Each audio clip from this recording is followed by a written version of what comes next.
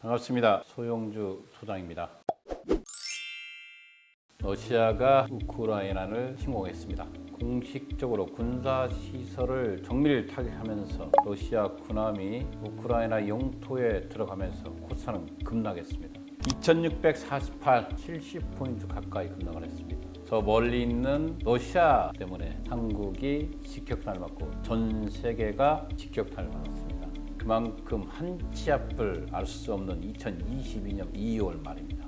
주식은 1월달, 2월달 여기에 러시아의 우크라이나 침공까지 겹치면서 정말 주식은 한없이 나락으로 떨어지고 있습니다. 그러나 주식은 여전히 희망이라고 저는 말하고 싶습니다. 떨어진 만큼 반드시 올라갈 것이다. 왜? 내부적 문제가 아니라 예부적 문제로 떨어졌기 때문에 이 예부적 문제가 어떤 식으로든 가닥을 잡을 때는 반드시 반등을 강하게 할 거라 이렇게 장애 보고 한 주간의 장외주식 시세를 살펴보겠습니다. 정말 장외주식도 큰 변동 없는 한 주를 보냈습니다. 가장 크게 눈에 띄는 것은 빗썸과 투나무인데 투나무와 빗썸이 지금 비트코인이 급락을 했습니다. 그러나 가격대는 10,000원대만 떨어졌습니다. 비상장 주식은 급락장에서는 그래도 안전한 피난처에 있는 것처럼 매도와 매수가 실종되면서 가격을 지키고 있습니다. 전주 대비해서 크게 변동이 있는 형태가 없습니다.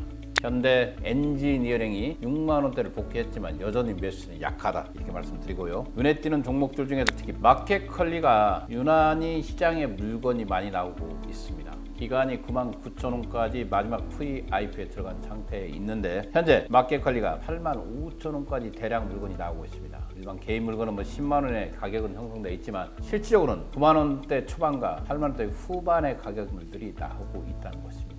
마켓컬리에 문제가 있죠. 지금쯤이면 4월 상장을 위해서는 심사를 청구되어야 되는데 아마 상반기는 물을 건너간 것 같습니다. 그러면서 가격이 계속해서 밀리고 있고 기관 물건으로 계속해서 매도물이 나오고 있다는 것 알아주시기 바라겠습니다.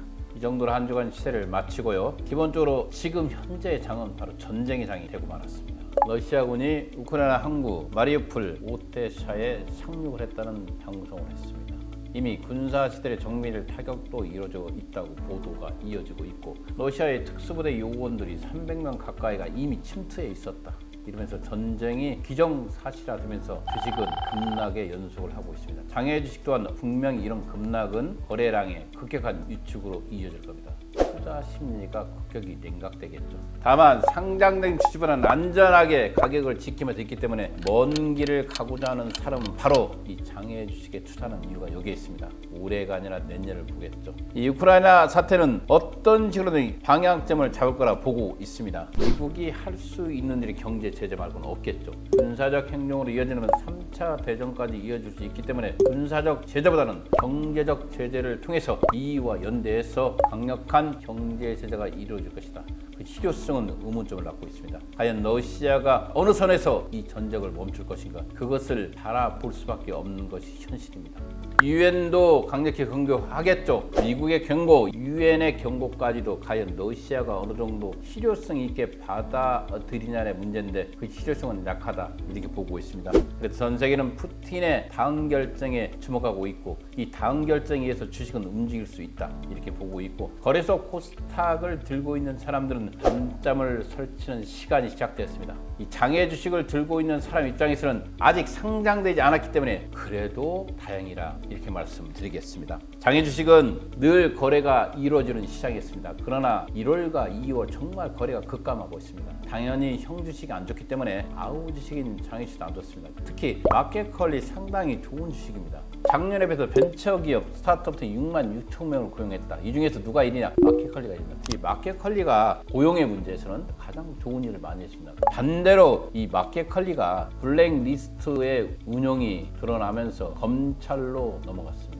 갑질 논란까지 겹치면서 마켓컬리가 흔들리고 있습니다. 이러면서 일부 기관 물건들이 시장에 출현되면서 10만 원 선이 가볍게 붕괴됐다 이렇게 보시고요. 좀 더 이 주식은 앞으로 방향을 지켜보면서 투자할 필요가 있겠다 이 방송을 알려드리겠습니다. 큐라티스 우리가 알고 있죠. 오리온 홀딩스입니다. 오리온 홀딩스가 총 투자 규모 2천억으로 큐 합자 범인을 설립해서 성인용 결핵 백신을 개발하고 영상 및 인허가도 함께 추진할 거라고 발표를 했습니다. 드디어 글로벌 백신 전문 기업이죠. 이 큐라티스가 튼튼한 자금줄을 잡으면서 날개를 달았다. 이 큐라티스 변동 없지만 저는 가격이 변동 없이 15,000원 선을 지키고 있다는 것도 눈여겨볼 필요가 있다. 이렇게 말씀드리고요. 누닛 기업에 대해서 질문이 많습니다. 그동안 2021년도 1호 추천 영상으로 누닛이었습니다. 누닛 2월 달을 넘어서 4월 달로 상장의 방향을 잡고 있습니다. 누닛의 우직함은 저는 개인적으로 계속 좋아 보인다 말씀드리고요.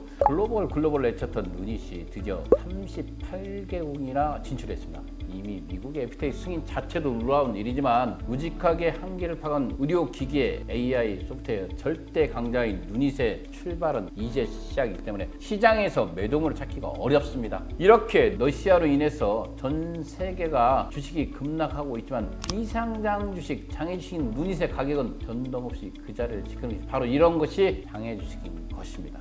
기본적으로 누닛은 올 4월 달에 코스닥 상장 목표를 잡고 있습니다. 이렇게 장이 흔들리고 어려울 때는 장애 주식이 여러분들의 도피처가 될 수가 있습니다. 장애 주식은 지금이 아니라 내년, 내후년에 좋아지는 주식을 투자하는 주식이기 때문입니다. 힘들겠지만 힘내시기 바랍니다. 개인적으로 1, 2월 달에 거의 정중동의 장애 주식을 바라보면서 오랜만에 좋은 시 한 편들을 읽어볼까 합니다. 여러분들 이럴 때는 쉬어가는 것도 투자의 방법이다. 이렇게 말씀드리겠습니다. 감사합니다.